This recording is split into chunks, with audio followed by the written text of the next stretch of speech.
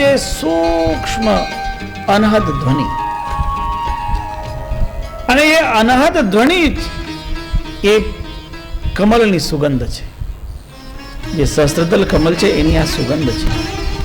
અને ત્યાં જે સ્વાદ મળતો હોય છે એ આ બ્રહ્મ નિરૂપણ ગ્રંથનું જે ચિંતન છે એ એનો સ્વાદ છે. એટલે વારંવાર આ ગ્રંથનું ચિંતન કરવા જેવું છે. તમે જેમ જેમ એને સાંભળશો ને તેમ તેમ તમને એમાંથી અર્થ ખુલશે. આ વાત બહુ સ્પષ્ટ કહેવાની છે. પહેલી વાર તમે જ્ઞાન સાંભળો તો એટલું તમારા અંદરમાં નહીં ઉતરે. ઘણું બધું એમાંથી થોડું ઉતરે, ઘણું બધું ઉપરથી જાય. પછી તમે જ્યારે બીજી વાર સાંભળો ને તો થોડુંક વધારે ઉતરે, અને પછી તમે ત્રીજી વાર સાંભળો તો હજી થોડું અંદર ઉતરે. એટલે તો એને વારંવાર સાંભળવું પડે. કારણ જ્ઞાન એક એવો વિષય છે કે એને જેમ જેમ આપણે સાંભળતા જઈએ તેમ તેમ એના સંસ્કાર થોડા દૃઢ થતા જાય. એટલે આ બ્રહ્મ નિરૂપણનો શ્રવણ એને વારંવાર આયોજન કરવું જોઈએ. આપણે હમણાં 3 વર્ષમાં આ 3 વખત આયોજન, આ ત્રીજું આયોજન થયું છે. પહેલા આપણે સદગુરુ રામસ્વરૂપદાસજી મહારાજ સાહેબની સ્મૃતિમાં એક વખત આયોજન કર્યું. પછી આપણે જ્યારે સદગુરુ શાંતિદાસજી મહારાજ સાહેબની શતાબ્દી અને સદગુરુ રામસ્વરૂપદાસજી મહારાજ સાહેબની જે પુણ્યતિથિની દશાબ્દી, એના સંદર્ભમાં ફરી આપણે બ્રહ્મ નિરૂપણનું આયોજન કર્યું. અને આ વખત ફરી જે આપણા સમર્પણ જનરલ હોસ્પિટલના 14 વર્ષ પૂરા થયા છે, જે સદગુરુ રામસ્વરૂપદાસજી મહારાજ સાહેબે આપણું સમર્પણ હોસ્પિટલ શરૂ કર્યું એ 1992માં 20 ડિસેમ્બર 1992. એટલે આપણે એનો એક આધાર લઈને 20 ડિસેમ્બર 2006 આપણે આ ગ્રંથની શરૂઆત કરી. અનાયાસ અને સહજ રીતે જે શ્રોતા બનીને આવ્યા છે એમને આપણે આ જ્ઞાનનો બોધ, એનું વિવેચન, આ જ્ઞાન ગ્રંથનું લક્ષણાત્મક વિવેચન કરી રહ્યા છે. આ જ્ઞાન ગ્રંથ તો એવો છે, એનો જુદી જુદી રૂપે, જુદી જુદી રીતે જ્યારે જ્યારે વર્ણન થાય ત્યારે ત્યારે નવું વર્ણન નીકળશે. ક્ષણે ક્ષણે નવતામ પૈતી, નિરંતરે નવું એમાંથી નીકળશે, અને નીકળે જ છે. એટલે આ ધર્મગ્રંથ આવું વિલક્ષણ બોધ આપણને આપી દે છે. અને આનું વારંવાર ચિંતન કરવા. એક રૂપસ્ત્વખંડોસૌ બહિર્વાહ્યંતર સ્થિત લક્ષેત સહિ દેહેયસ્તદંતે મન્મયો ભવેત. આ ધર્મગ્રંથનું જ્ઞાન મેળવનાર, જે આ ગ્રંથનો જે મૂળ સાધનાનો સ્ત્રોત રીતે જેને સ્વીકાર કરવામાં આવ્યું છે તે સોહમ તત્વ. એ સોહમ તત્વનો વ્યવસ્થિત બોધ મેળવતા એકરૂપ થઈ જાય. એક રૂપસ્ત્વખંડોસૌ, જ્યારે જે સોહમ એવી ધારણા કરતા જાય તો જે સહ અર્થાત જે પરમાત્મામાં જ વિલીન થઈ જાય. પછી એ રહેતો હોય, ભલે બહાર હોય, પણ બાહ્ય સ્થિત હોવા છતાં એની અંદર વિલીન થઈ જતો હોય છે, અને નિરંતર એનું જ દર્શન કરતો હોય છે, એનો જ સાક્ષાત્કાર કરતા હોય છે. એટલે સાધક માટે સાધનાની શરૂઆત કરવી હોય તો સદગુરુ કબીર સાહેબે જે સમજાવ્યું છે એ જ સોહમ મંત્ર છે. તમને થોડુંક બીજા લોકો આ સોહમનો કેવી રીતે ઉપયોગ કરે છે એ સમજાવી દો. આજકાલ જે સદગુરુ કબીર સાહેબે સોહમનો તત્વનો બોધ તો 600 વર્ષ પહેલા હતો. સદગુરુ કબીર સાહેબે એને સાર જ્ઞાન તરીકે વર્ણન કર્યું.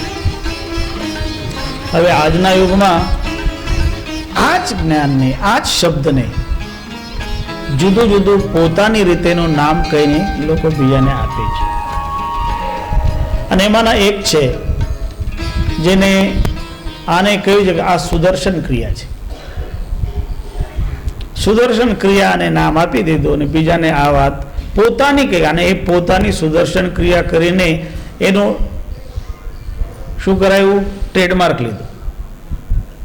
કારણ હવે લોકો થઈ ગયા વ્યાપારી.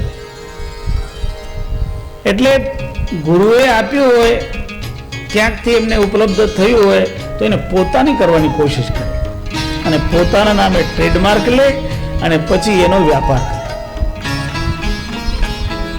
એ સાધુ વૃત્તિ નથી. સાધુનું શું ટ્રેડમાર્ક? સાધુનું તો બધાયનું, સૌનું. એટલે સાધુને કોઈને ટ્રેડમાર્ક લેવાની જરૂર હોતી નથી. એટલે આપણને કોઈ કહે કે તમે આ વસ્તુને ટ્રેડ કરાવો, તો મારો કોઈ ટ્રેડિંગ મારો ધંધો નથી. જ્ઞાન બધાના કલ્યાણ માટે છે. આપણા દેશમાં ગુરુજનો જ્ઞાન આપતા, શિષ્યોને જ્ઞાન આપતા, વેચતા નહોતા. હવે બધું ચાલુ થઈ ગયું વેચવાનું. પહેલા તો ગુરુના સાનિધ્યમાં રહીને શિષ્યજનો બધું જ્ઞાન મેળવતા અને પછી જ્યારે બધું જ્ઞાન મેળવે ને પછી ગુરુને દક્ષિણા આપતા. ગુરુ દક્ષિણા, એ ગુરુ દક્ષિણા કાયમ છેલ્લે આપવામાં આવતી. બધું જ્ઞાન મેળવી લીધા પછી ગુરુ કહે, ગુરુ તો એ દક્ષિણા નહોતા માંગતા કે ભાઈ તું મારે તે આટલા વખત સુધી રહીને સેવા કરી, એ છે એની દક્ષિણા. ગુરુ એની પાસેથી કઈ અપેક્ષા જ નહીં રાખે. પણ શિષ્યને એમ થાય છે કે મેં આટલું બધું જાણ્યું છે, આટલું બધું મેળવ્યું છે, એનાથી મારો આત્માનું કલ્યાણ થનાર, તો મારે કંઈ ને કંઈ આપવું જોઈએ. એટલે પછી જે શિષ્યો હતા ને એ યાવત જીવન, જ્યાં સુધી જીવતા હોય ત્યાં સુધી કંઈ ને કંઈ ભેટ ગુરુને ત્યાં મોકલા. અને એ સદગુરુના આજીવન શિષ્ય બની રહ્યા.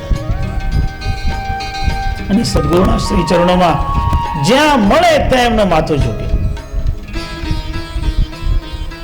એટલે જ્ઞાન સાચી રીતે એ વિક્રયની વસ્તુ નથી.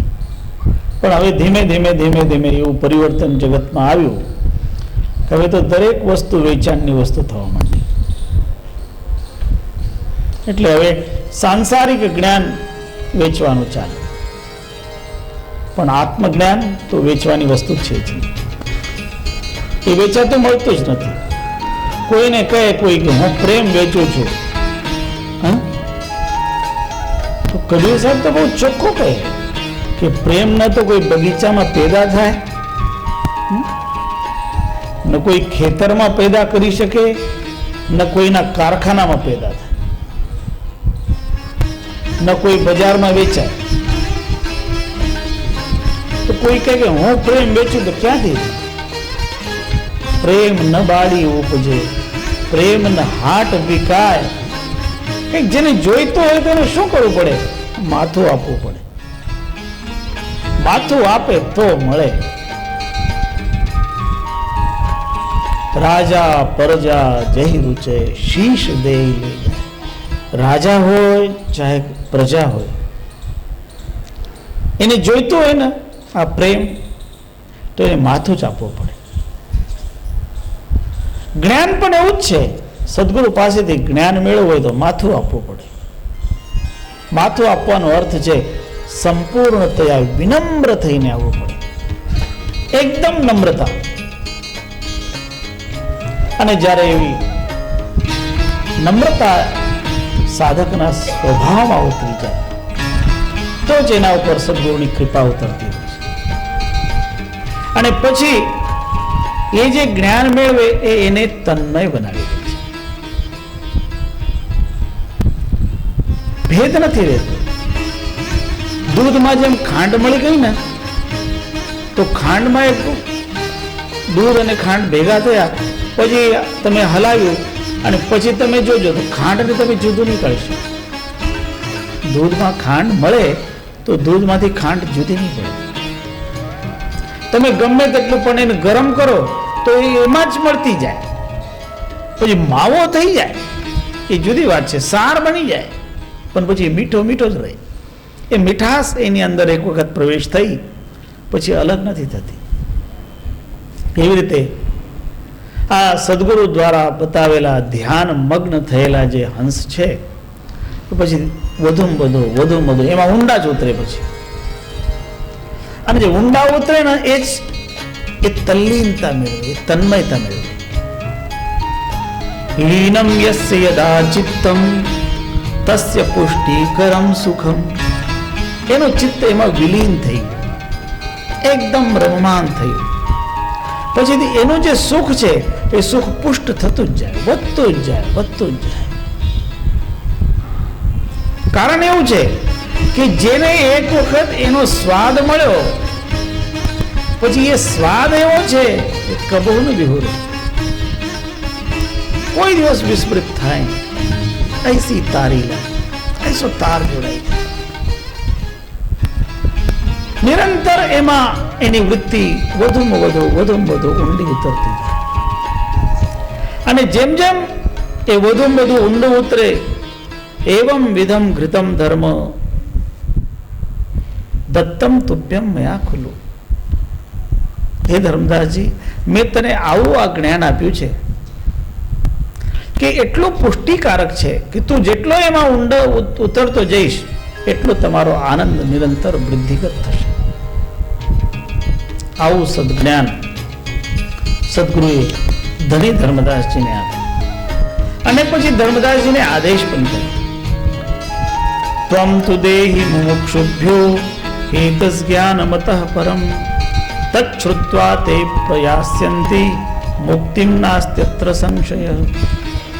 ગુરુ પાસેથી જ્ઞાન પ્રાપ્ત કર્યું હોય તો એ જ્ઞાન બીજાને આપવું જોઈએ. જેને સદગુરુ પાસેથી જ્ઞાન મેળવ્યું હોય અને બીજાને નહીં આપે તો એને દોષ લાગે છે. એ જ્ઞાન મેળવીને કોઈને કહ્યું નહીં, પણ કહેવાનું કોને કે મુમુક્ષુ હોય. એટલે આ જ્ઞાનનો વિકાસ કરવાનો હોય છે. એક જગ્યા કબીર સાહેબ બીજકમાં આ વાતને જુદી રીતે કહે છે, પઢના પડો ધરો જની ગોઈ, નહીં તો નિશ્ચય જાહો બી કોઈ. તમે જ્ઞાન મેળવો અને એ જ્ઞાનને તમે છુપાવીને નહીં રાખો. તમારી પાસે જ્ઞાન મળ્યું હોય તો એ જ્ઞાન છુપાવવાની વસ્તુ નથી. ધન તમે છુપાવો વાંધો નહીં, પણ જ્ઞાન તમે નહીં છુપાવી શકો. એટલે પઢના પડો, ખૂબ જ્ઞાન મેળવો. અને એક સાચી વાત એ છે, જ્યારે તમે એ જ્ઞાન બીજાને આપો ને તો તમારું જ્ઞાન પરિપક્વ થતો હોય છે. તમે કોઈ પણ વસ્તુ તમે ભણ્યા હોય અને ભણ્યા પછી તમે એને ભણાવો તો ભણ્યા પછી ભણાવનારને એનો વધારે અનુભવ